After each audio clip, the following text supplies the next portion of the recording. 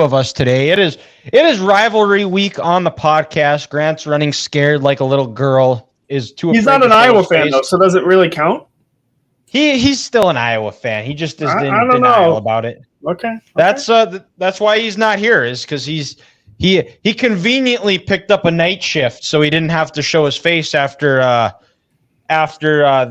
the game last year where PJ Fleck got his first win over the Hawkeyes, and just decided I'm too scared. I don't want to show my face, and they're even coming to his city, and Ethan's going to be tailgating out at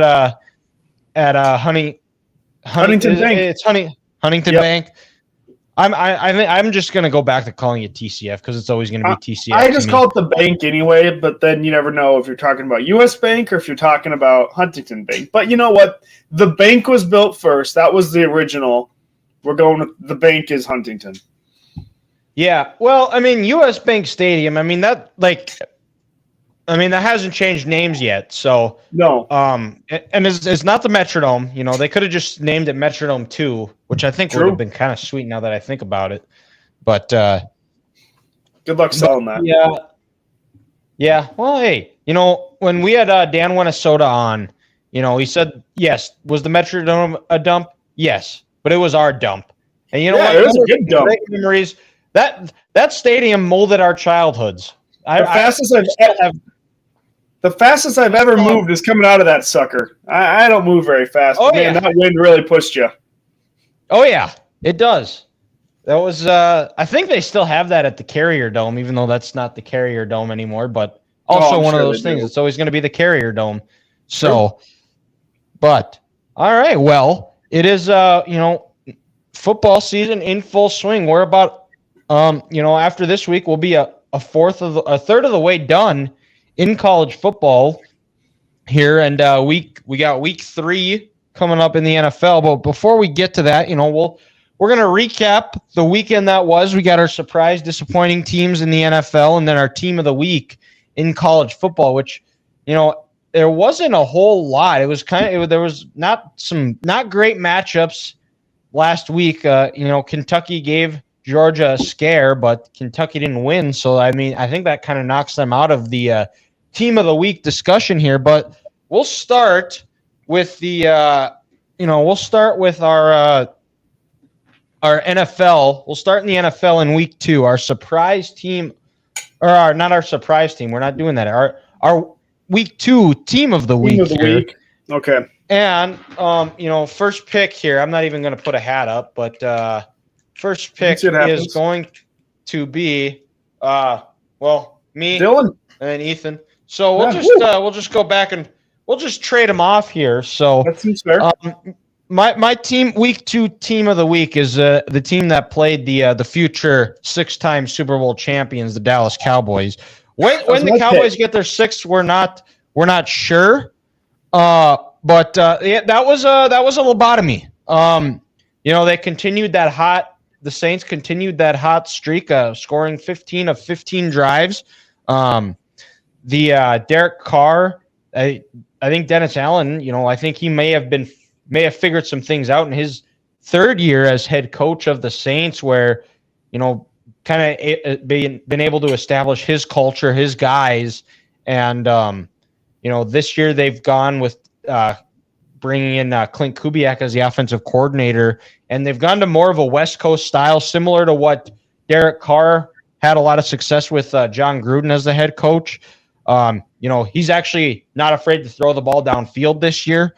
And the offensive line, if you watched any of that game, luckily it was only on Red Zone, so I didn't get to see a whole lot of it. But the little bit I did watch, they were pushing the Cowboys D line like 5 yards downfield.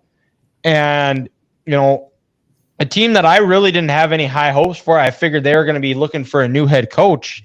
As of now, right now, look like the best team in the 1A, 1B in the NFC South, and probably not even in the South, probably in all of the NFC right now. I think you have to.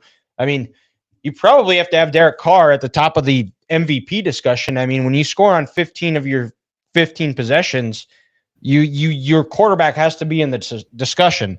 So The Saints are my team of the week. Am I here? You're here. Okay, it said I was trying to reconnect. No, you actually took my pick. That's what I was going to go with. 70% under center last week on Sunday, which is just I don't know what the tweet said, but it was one of the highest numbers ever recorded. Carlos Correa had 2-run single here to give the Twins the lead in the 10th. Nice. But also, as Dan Orlovsky saying, he was watching their tape and everything looks the same. They have so much more pre-snap motion this year. You literally, it's like the Vikings defense. You don't know what they're going to do because they all look so different, or shouldn't say different, but they're just able to disguise it so well. And I mean, you can show it. Kamara was unbelievable. He was barely touched 5 yards down the field, like you said. The O-line was just bullies. And then he got Shaheed downfield, who always kind of been a one-trick pony. He was every deep shot they hit now. It's just crazy. Olave hasn't even really done anything. He got tackled at the half-yard line on Sunday, but they're not even fully humming yet. I thought Carolina, they were just awful, but I think we're just starting to see the Saints are just a really damn good team. Yeah. Well, I mean, that was kind of the thing is they did that in week 1, but it was, let's be real, it was the Panthers. Mm-hmm. And then they go into Dallas, a team that they've won 16 straight regular season games, and they just blew them off their own field. And Dallas didn't know what to do. Yeah. I mean, you should know that they might have a defense that's going to happen, but the Saints. Who do you have for your team of the week?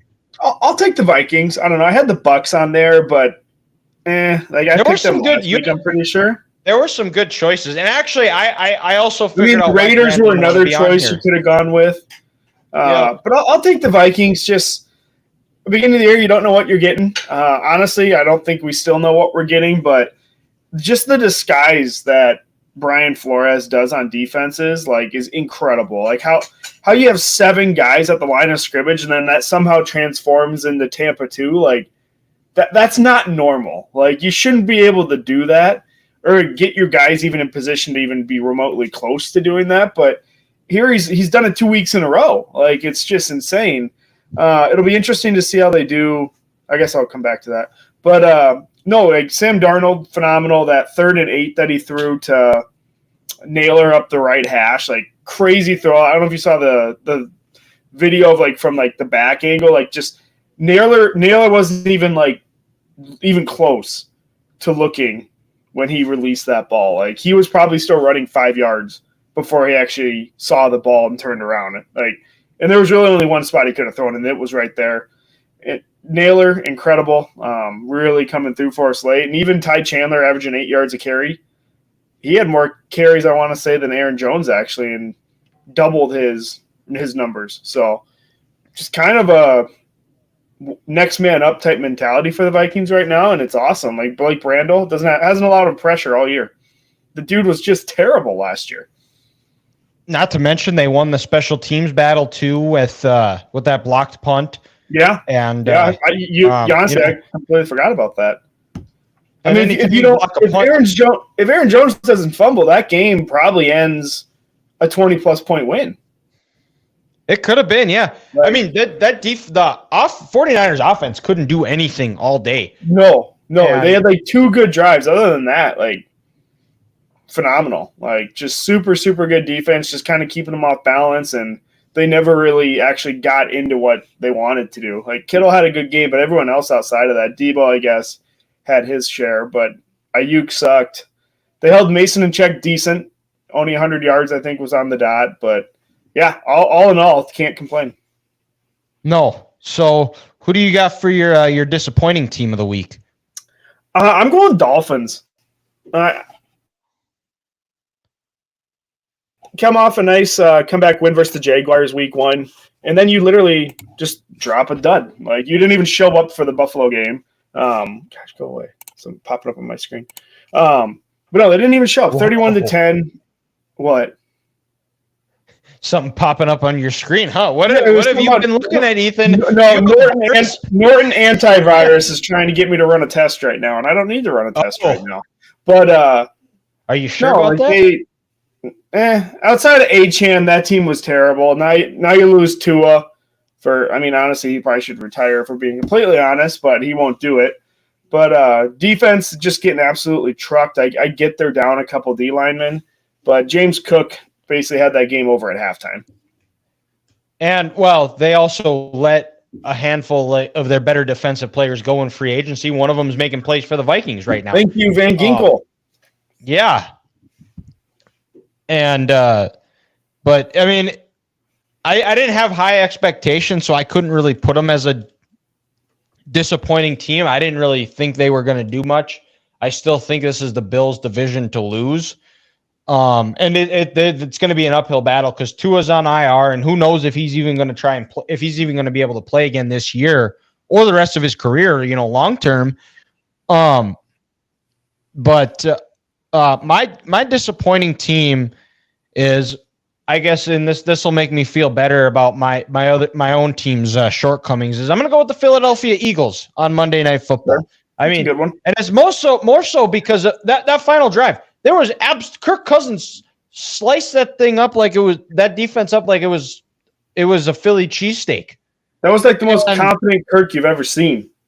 It was, and we always talk about primetime Kirk Cousins, this, that. When he has gone into Philadelphia, back all the time, all the way when he's played for the in Washington, he's always played well there. I can remember his first year when they played the Eagles.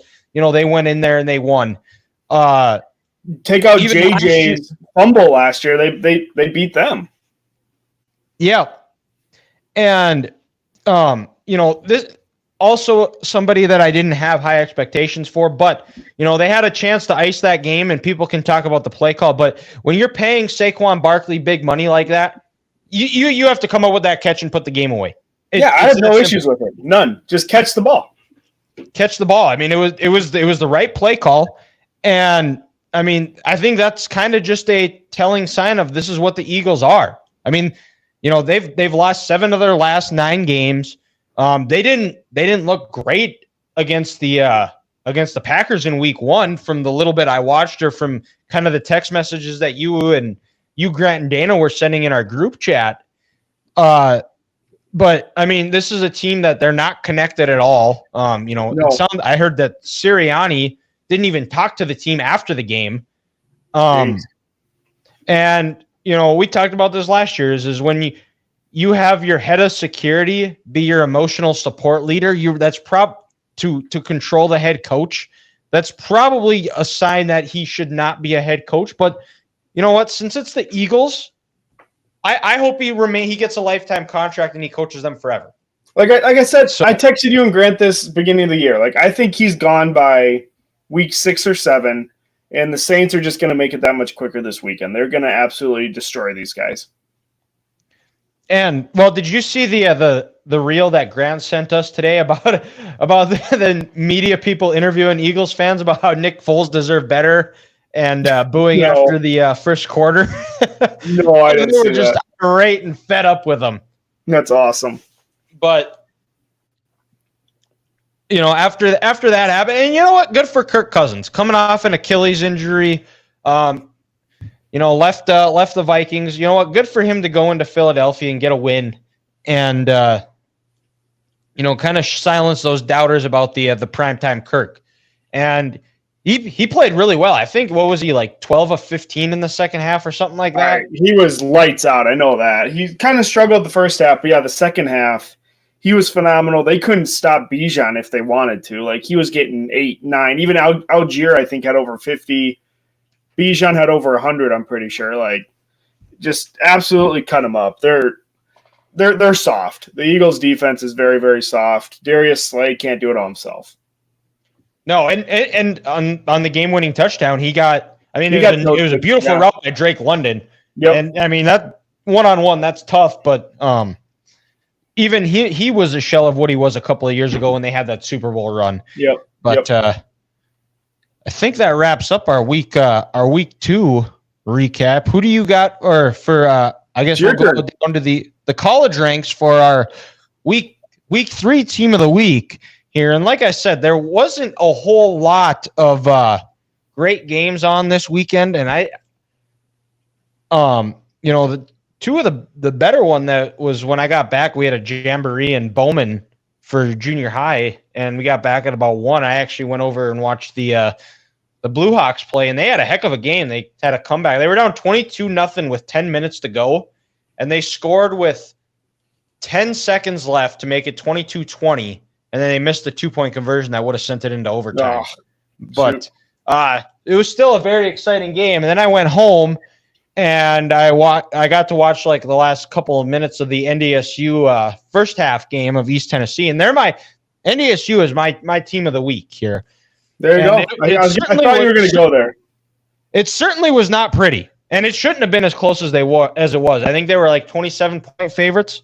East Tennessee looked really good. They ran the ball really well, ran for like 200 and some yards against NDSU. And they were down 35-23 and with 2 minutes to go. And that was like, man, this is not looking good. And they found a way to score. Cam Miller hit John Gores across the middle, a ball that just floated, it felt like forever, on a 4th and 10 to convert. And then they got another big play, scored. And then the onside, first time they recovered an onside kick since 2005, I think I heard. Crazy. And after that, it felt like, okay, they're not going to lose this. They were able to score with like 30-some seconds left and get an interception to seal it. But not a pretty game, but a win nonetheless, and a game that you forget should never count out. Happy for a guy like Cam Miller who, put the team on his back and carried him to a win. When you're down 2 scores with 2 minutes to go, you probably your chances aren't very high. But it was I was not happy for most of that game, and then all of a sudden I was like, I don't know if you've ever seen the Big Cat meme of him watching March Madness. I'm dead. I'm dead. I'm dead. Yeah, I'm a dead man. Yeah. I'm alive. I'm alive. That's probably the best way you can describe that, or the Undertaker meme of him in the casket, and that one just pops right back up. Yeah. That's probably the best way. So hopefully the next time I have NDSU as my team of the week is when they're holding up their 10th national title in January. Yeah, honestly, Cam impressed me a ton out at Colorado. Like, I know Colorado's not great or anything, but just his decision making. Like, I don't think he made a turnover that whole game. When he knows when to run. He hasn't made one all year. Yeah, he looked phenomenal. So I'm excited to see. I saw him in person. So now in a couple weeks, I'll be going to the South Dakota State game. So I'll be interested to see how Gronowski looks compared to him, because they play at South Dakota. So you're going to rivalry. Border battle or state battle. But yes. And the receivers, I think they finally have established. I think they finally got a nice 1-2 punch in Barika Penu and Marty Brown. And then the receivers. Elijah Green's coming around too. Eli Green transferred to Iowa State. No, not who's the other? What's his name? The guy from Marshall. Lance. Bryce Lance. Lance, that's what I was thinking of. That was kind of a question mark after Green hit the portal late. It was like, who's going to step up and be kind of that guy? But between Lance and then Makai Collins, the Mankato West product, and they were also without their top 2 receivers in Raja Nelson and Braylon Henderson. So big guy. Henderson was really good. And Gores has been a nice little slot receiver. Kind of reminds you of Ryan Smith from back in the day. Yep, he was a stud. So, offensive line just got to keep improving. Hopefully they're able to get the defense sorted out. Polisek in his Tuesday presser was saying that a lot of it was communication related. So hopefully, maybe some of that's with being a new first-time D coordinator, getting everybody on the same page. They're able to kind of figure that out because they got some big games. I think Towson's going to might be able to give them a game for a half, and then next week it's UND week, so they got to get everything shored up, who look a lot better than I thought they would be going into the year. So That NDSU is my week 3 team of the week. Ethan, who do you have for your week 3 team of the week? Honestly, like you said, there weren't a lot to pick from. Kansas State looked good. Tennessee looks phenomenal. They're gonna get their biggest test, obviously, coming up this weekend in Norman. That game could get ugly, I think. Yeah, I don't know how it's gonna go. I don't know. Nico's a stud. Like, he looks like a perennial top 1 first pick. And Oklahoma has not looked great this year. Yeah, they struggled with Tulane a little bit, but honestly, I think Tulane's a hell of a lot better than their record shows. They probably should have beat K-State. You mean, is that who they played, was Tulane? Tulane, yeah, that's who they just played Kansas State too the week before that. Yeah, I knew that. I had Tulane as my group of 5 pick for the playoff. Yeah, they went up to Norman right after playing K-State. So, I mean, they're not afraid. They were right with 35-19, I think was the score, if I remember right. Yeah, 34-19. Yep, 34-19. Yeah, so I mean it was close, but I'm gonna go with Alabama. I get Wisconsin lost their quarterback first series, but Joel Klatt kept saying in the first half, like, Alabama might be the most explosive team in the country, and I was like, I don't buy that. Like, there's no way. Like, Alabama's always just been, outside of maybe like Tua's year, like pretty methodical, like march down the field, not like super, super explosive. Yeah, he might be right. They hit some just absolute bombs, like on their throws. That 17-year-old they have is ridiculous. Ryan Williams, yeah, absolute stud. What's his? I can't remember their quarterback's name right now, but he looks like a totally different guy than Milroe.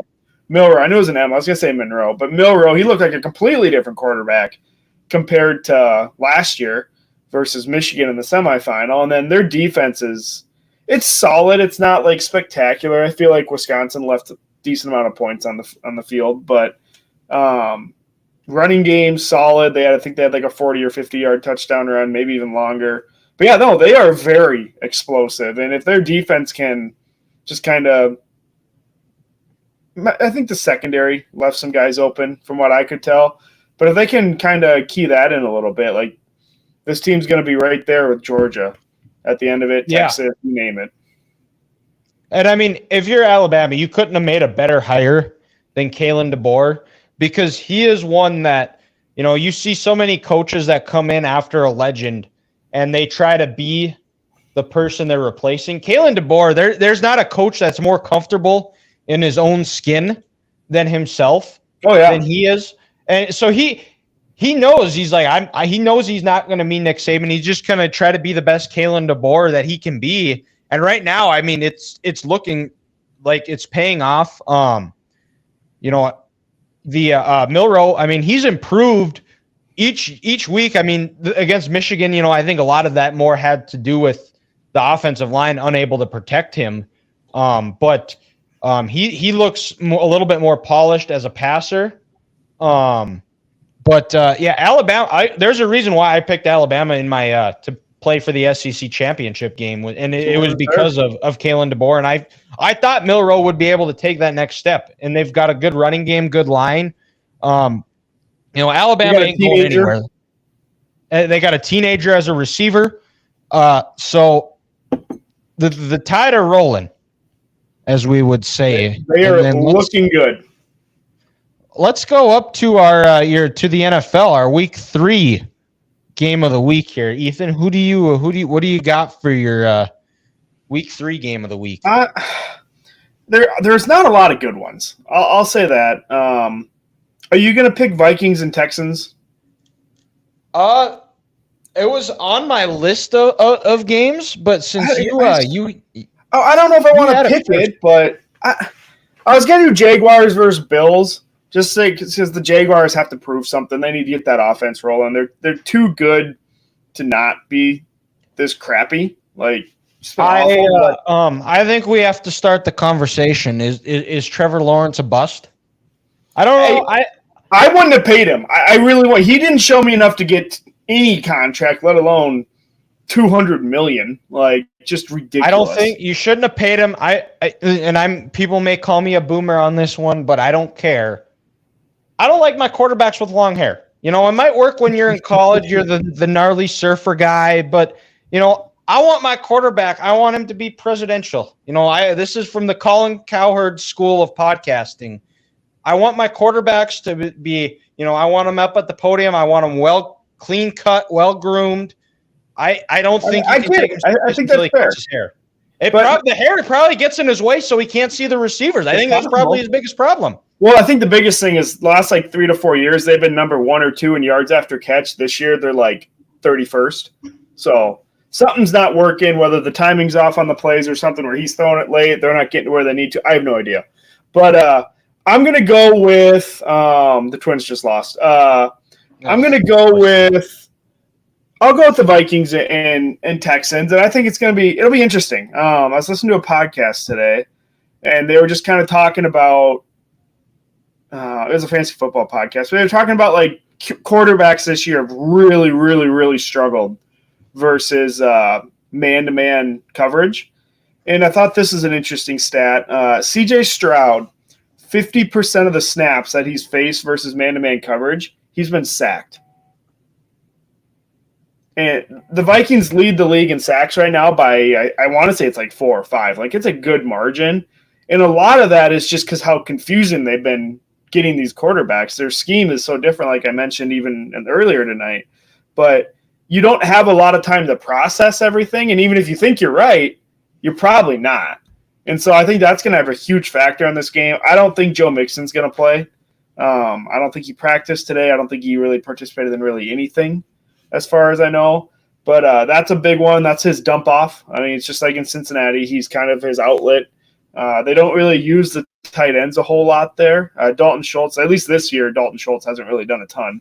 He hasn't really gotten a whole lot of targets. And then on the other side, the quarterback that has the best QBR or best QB rating and most touchdown passes versus man-to-man coverage is Sam Darnold. It's just two different quarterbacks right now in terms of like how they kind of attack opponents and everything. But I don't know who's going to win. I don't really want to make a prediction at all because I think it's going to be a really close, really good game. But it'll be interesting just to kind of see how our defense holds up versus such a good offense and explosive offense. And I do like their chances. The Bears held them to 19 on the road. Multiple players and coaches have said the U.S. Bank is one of the hardest to play in. And so like it'll be interesting to see whether Stroud's never played here before, so he's not going to really know. I'm trying to think of a place that he's played indoors outside of like Indy that might even be this loud. I don't think they played the Saints. That place gets nuts. No, it wouldn't be the Saints.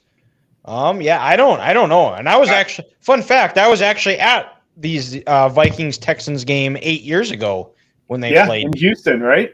Or was it here? No, it was first year at US Bank. First year that opened. Okay. Got to watch Brock Osweiler. Ah, lovely. Yeah, that was Stroud would be a little bit better. Stroud would be a little better to watch, but yeah, I think the Vikings have a good shot. I don't think the Texans' defense is like that crazy. Their pass rush has been solid, but I think we have a good chance. Like I really, really do. Yeah, well, in that Beefalo defense, how they're able to find ways to put pressure on Stroud and confuse him is gonna be the key. And the same thing, like if Mixon doesn't play, he's kind of that key to the offense. And if he's not able to play, I think it's going to be easy for the Vikings, their pass rusher, to just pin their ears back and get after the quarterback. Yeah, and I don't think, no offense to Cam Akers, I don't think he's going to light us up at all. Like we've shut down Devin Singletary, and then last week we shut down, I wouldn't say shut down Mason, but we did the best anyone's done versus him this year. Granted, that's only 2 teams, but he just absolutely limited the explosives against him. Yep. When all the yards he gained, they were earned. But I lost my train of thought. But Cam Akers played for the Vikings last year, and I mean he's someone too that he has a tendency to fumble the ball. And I think if you're Brian Flores, that's something that you're going to be talking about in the meetings all week. Get somebody on the ball and get somebody there to rip it out because he'll give it to you. Another quarterback that's really struggled versus man-to-man, Anthony Richardson has more interceptions versus man-to-man than completions. Yeah. Yeah, That's he does not not look great. good. Not great. No. Take out those two but- deep balls, and he's looked like shit. Yeah. But my game of the week here is I'm going to go with Lions Cardinals. Cardinals coming off a really strong performance against the Rams, which it's unfortunate that the Rams are just completely depleted by injuries, and they're probably going to play themselves out of the playoffs just because they just don't have enough healthy bodies. But Kyler right now, and I think this is why Grant is because he didn't want to have to say nice things about the Cardinals. Because one of the episodes that you were gone, we said that I told him that he has to say a nice thing about the Cardinals every week, and we forgot last week. So now next week when he comes back, he's got to say nice things about the Cardinals to catch up. Yeah, that's a lot. But the Lions have been kind of a disappointing team. Yeah, they beat the Rams in week 1. But, last week against the Bucs, they threw the ball 51 times. And I don't know. It was more than that. It was like 55. Or maybe it was, yeah. I'm pretty sure it's 55. I mean, not that it matters, but yeah, like, pathetic. They have the best offensive line in football. I don't know if it's Dan Campbell trying to get Jared Goff the MVP, but, I mean, go behind that offensive line and just run behind them. Take the pressure off. That defense is still very suspect to me. Outside of Aiden Hutchinson, they haven't really done a whole lot. And Kyler, if he has time and they're in rhythm, which right now, I mean, so far this year, they look really good, which Cardinals early in the year, they always seem to start the year strong and fall off. But, you hear, listening to the broadcast and stuff that Kyler's more committed to football this year. He's taking it serious. He hasn't had to spend as much time rehabbing as well. And they have some nice pieces on offense between James Conner. They got some really nice weapons. Marvin Harrison had his coming out party last week. This is going to be a challenging. Yeah, this is going to be a very challenging game for the Lions. And I think the game plan is you run the ball, keep Kyler off the field, and make them play from behind. Yeah, and they got to try and get Laporta involved here. I know they've been getting Williams like a lot of targets, which is good. He can stretch the field. He can open it up underneath. But they need to start, I think Laporta only had 2 targets last game. That's what's weird to me. They didn't really get Gibbs involved a ton in the offense, and they seemed almost, with 55 throws, they almost abandoned the run completely, which also made no sense to me. I didn't get to watch it, but it's a 4-point game. Why are you throwing it 55 times? What is the need for that? So Ben Johnson needs to kind of pick it up a little bit, get these guys going. Jared Goff is a good quarterback. He was obviously good last year. Two bad weeks to start the year, but this is the game where he needs to get it going. I know some people still think they're Super Bowl contenders and stuff, but they need to show something this week in order to kind of keep that momentum going. Yeah, well, and part of, you talked about getting Laporta more involved is, they've been more drop back pass, which is not one of Goff's strengths, is, getting him out on the edge and play action, rolling him out. That's how you get Laporta involved. Exactly. And they haven't done that because they haven't committed to the run game enough, and they've had success when they've ran the ball.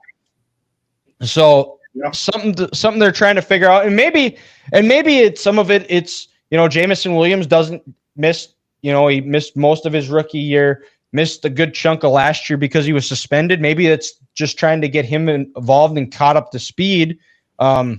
He's been their best receiver, and he has. So maybe phenomenal. He really has. Now that they've gotten him involved, maybe they're going to try to get back more into the run game and make sure he's engaged. So yeah, he's actually running a legit route tree, not just a straight fly route every time he's on the field. But let's go down to the college ranks here and go to our week 4 game of the week. And I'm 0 for 1 in Michigan games in my college football game of the week. Hopefully I'm not going to 0 for 2, but I got to go with Michigan USC. Alex Orgy is going to be taking over at quarterback. Hopefully we see all sorts of orgies in the end zone. Michigan, they beat Arkansas State last week, 28-18. They were up 28-3. But it felt like watching that game, it felt like they found something in the run game. I think they found the right combination on the offensive line. So taking away positives is that they've gotten back to their identity of running the football. And I think putting Orji in as the quarterback, it gives them another dimension. If they're able to get him, Edwards, and Mullings all on the field at the same time, I think that's a dangerous combination. You got to account for all of them. And the biggest thing is what's plagued Michigan these first three games is the turnovers. Warren had 1 turnover week 1, 2 in week 2, 3 in week 3. With a young team like that, you don't want to, as good as the defense is, they're going to get tired as keep putting them in bad spots, especially against a team like USC.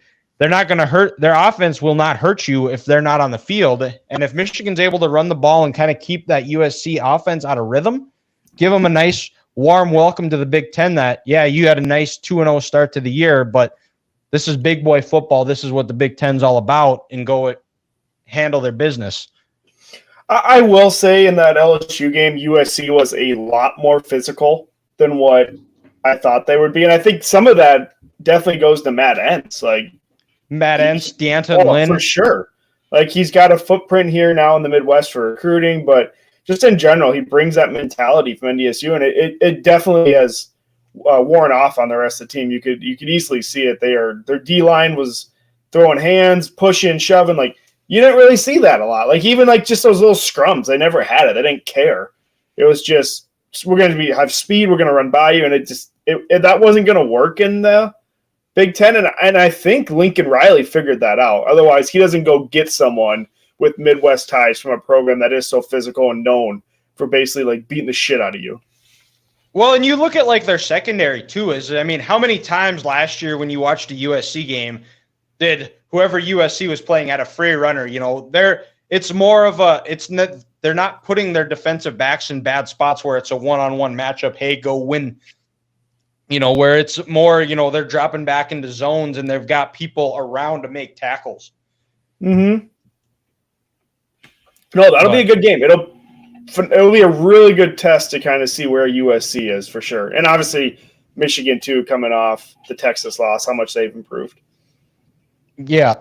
But who do you got? What do you got for your week 4 game of the week? I'm going to the best former division in college football, the Big Ten West.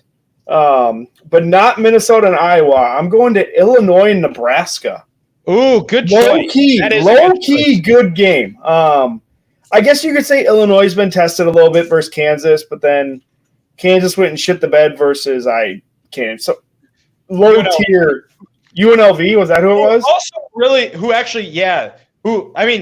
I think they missed Kotelnicki. I think they missed their offensive coordinator. They're not the same team. Definitely not the same team as last year. So I'm not trying to discredit Illinois' win versus them. It's still a good win. It's a ranked win. But how much did we learn from that game? I don't know. But same with Nebraska. We didn't really learn much from Colorado. Colorado's not a good team. They haven't really played anyone else. So this is really Dylan Raiola, a.k.a. Patrick Mahomes 2.0. This is his chance to really showcase, hey, I actually am here. I'm good. I can win this game. And for Illinois, I can go on the road. I can still be one of the best teams in the Big Ten, even though the realignment's done. And they've been good the last 2-3 years. Bielema's built them up to a pretty solid team. And they have 2 really good receivers. They aren't a cupcake team like what we grew up with. No, totally different. They're Wisconsin 2.0 under him, where it's physical and you bring your ice packs because the next morning when you wake up, you're going to be sore. They're what Wisconsin wishes they were right now, to be completely honest. Oh yeah, absolutely. The dairy rate is not working there. No, and. I think part of it too is when you look at Wisconsin, throughout the years, you think of big farm boys who were milking cows at 3 a.m. and played football because they could get out of doing chores.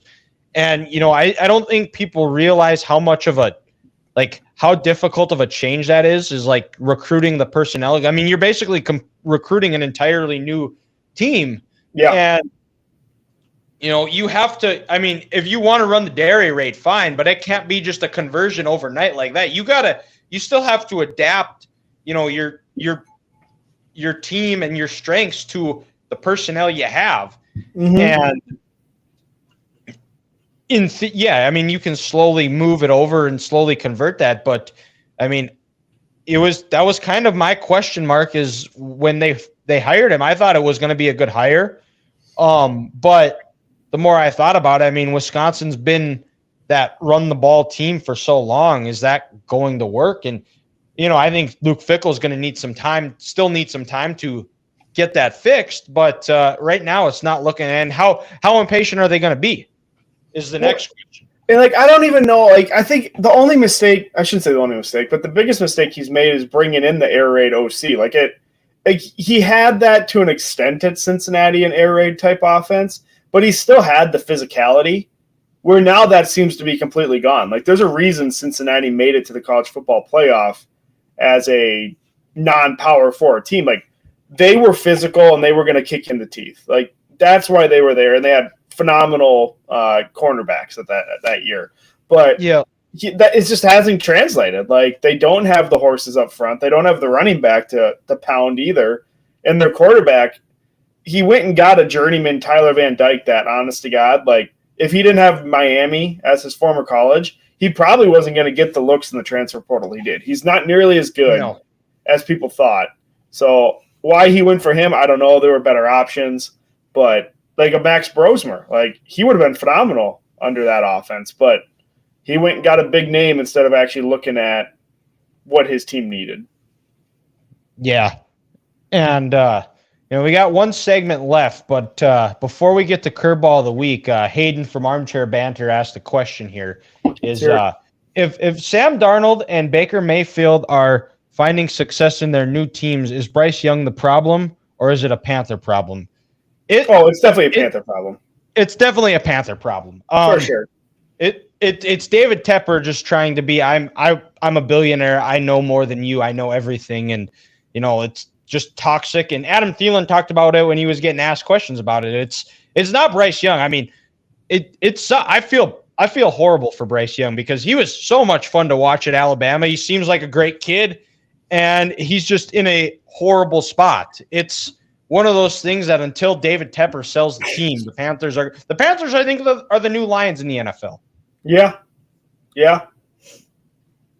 It's as bad as it gets, I feel like. Yeah.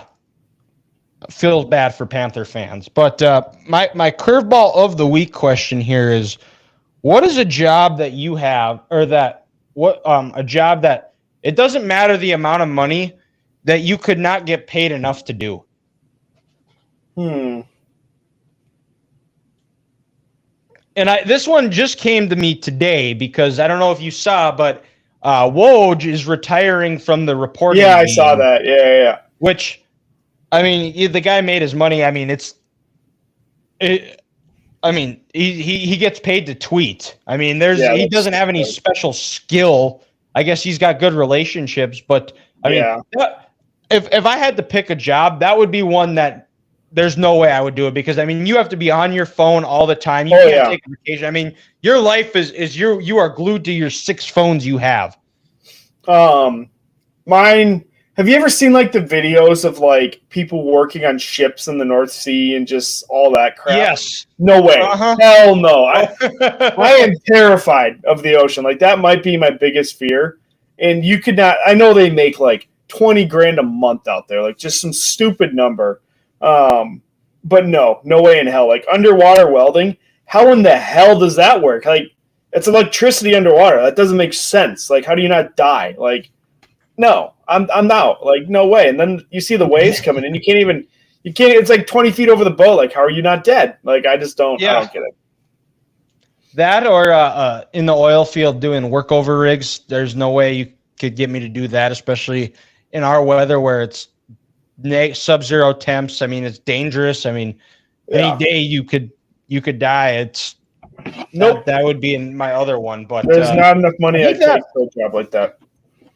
I think that wraps up this week's episode. We'll be back next week with another one, recapping, previewing the week that was and the week ahead. So check us out on all of our social medias. We'll have the podcast up later, hopefully by the end of the night, and then you can check it out tomorrow if you missed anything. But that's all we got for this week. Thank you guys again for listening. We'll talk to you next week.